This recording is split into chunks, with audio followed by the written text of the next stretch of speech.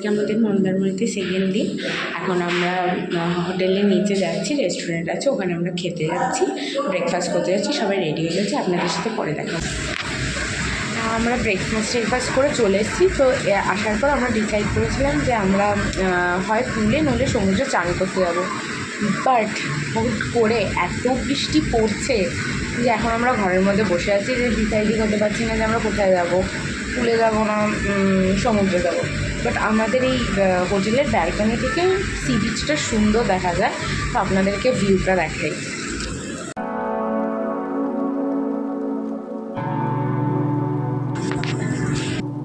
ব্যাপারটা হচ্ছে যে আমরা বুঝতেই পারছি না যে আমরা কী করবো এখন। যদিও আমাদের এখন অনেক প্ল্যান আছে আজকে, যে আমরা একটু দীঘার মন্দিরটায় ঘুরতে যাবো, জগন্নাথ মন্দিরটায় ঘুরতে যাবো, তারপরে আরও অনেক জায়গায় ঘুরতে যাবো। আমরা সব প্ল্যান করেছিলাম। বাট বৃষ্টিটা যদি এভাবে কন্টিনিউ পড়তে থাকে তো একটু তো চাপ হয়েই যাবে। বাট এখন আমাদের ইচ্ছা ছিল যে বৃষ্টির মধ্যেই আমরা যাবো পুলে বা সমুদ্রে চান করতে। তো যেটাই হবে আপনাদের সাথে আমি পরে শেয়ার করে দেবো। বল, কালকে পুলে চান করে তোর কেমন লাগলো? ভালো লাগলো। আর এখন তুই ওয়েট করছিস সমুদ্রে যাবি না পুলে যাবি এখন? সমুদ্রে, তারপরে পুলে। কালকে চান করে তুই তো পুরো কালো হয়ে গেছিস, দেখ তোর পুরো গায়ে ট্যান পড়ে গেছে। কি এক্সপিরিয়েন্স, কেমন লাগলো তোর পুলে চান করে? তারপরে না, পুলে চান করে বেশি ভালো লেগেছে না বাথটাবে? বৌমনি, কালকে পুলে চান করে কেমন লাগলো, এক্সপিরিয়েন্স কেমন? আগেও এসেছি মন্দারমণিতে, ভালো লেগেছে, এবারেও ভালো লাগছে। হ্যাঁ, এবারে স্পেশাল বলতে একটু মেঘলা ওয়েদারটা পেয়েছি, আর বেশ বৃষ্টিও হচ্ছে, সেটা বেশ ভালো লাগছে। হ্যাঁ, আর তার মধ্যে তো একটু খুনসুটি বদমাইশি বাচ্চাদের আছে, সেটা বাদ দিয়ে ভালোই লাগছে। পুলে চান করে তোমার এক্সপিরিয়েন্স কেমন বলো? পুলে তো আমি সবসময় চান করি, দীঘায় আসলে চান করি, মন্দারমণি আসলে চান করি, আবার বুধবার দিন আসবো। আমার কাছে দীঘাটা কোনো ঘোরার জায়গা না, রেগুলার বেসিস।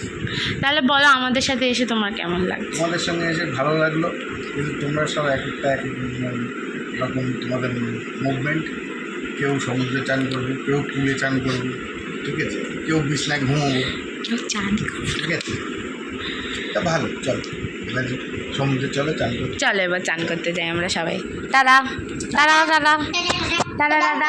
তো ফাইনালি আমরা সমুদ্র তারপরে পুলে গিয়ে চান করে চলে এসেছি। দেখতেই পাচ্ছেন ট্যান হয়ে গেছে, পুরো সানস্ক্রিন মেখেও ট্যান হয়ে গেছে। যাই হোক, যেহেতু বৃষ্টি পড়ছিল ওই জন্য আমরা ফোন নিয়ে যেতে পারিনি। বাট ওই যে ক্যামেরাম্যানগুলো থাকেন না, তো ওখান থেকে আমরা একটা পিক ক্লিক করেছি। তো ওখান থেকে যখন ওরা দিয়ে যাবে তখন ওই ফটোটা আমরা আপনাদের সাথে শেয়ার করে দেবো।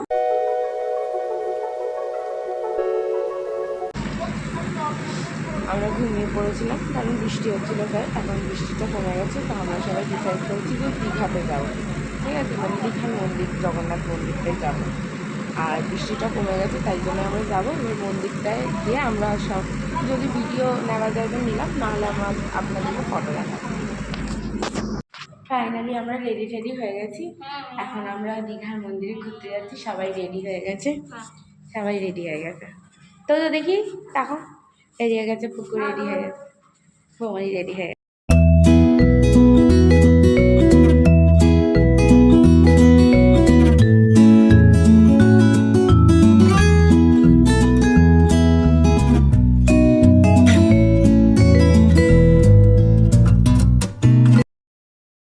রেডি হয়ে গেছিলাম, মানে জগন্নাথ মন্দিরে যাব। বাট মন্দিরে ওখানে এত ভিড় দেখে মনে হচ্ছে যেন দুর্গা পুজো লেগেছে। মানে এত লাইন দিয়ে লোকে দেখছে, ওই মন্দিরের জন্য লাইন দিয়েছে দেখার জন্য, যে কি বলবো, আমরা ঢুকতেই পারিনি। আর ওখানে যে কি ভিড় হয়েছে, আমরা গাড়ি করে যখন আসছিলাম ওখানে উইন্ডো থেকে একটা ভিডিও ক্লিপ নিয়েছি, ওটা আপনাদের সাথে শেয়ার করবো। আপনারাও দেখে ভাববেন বাবা এত ভিড়।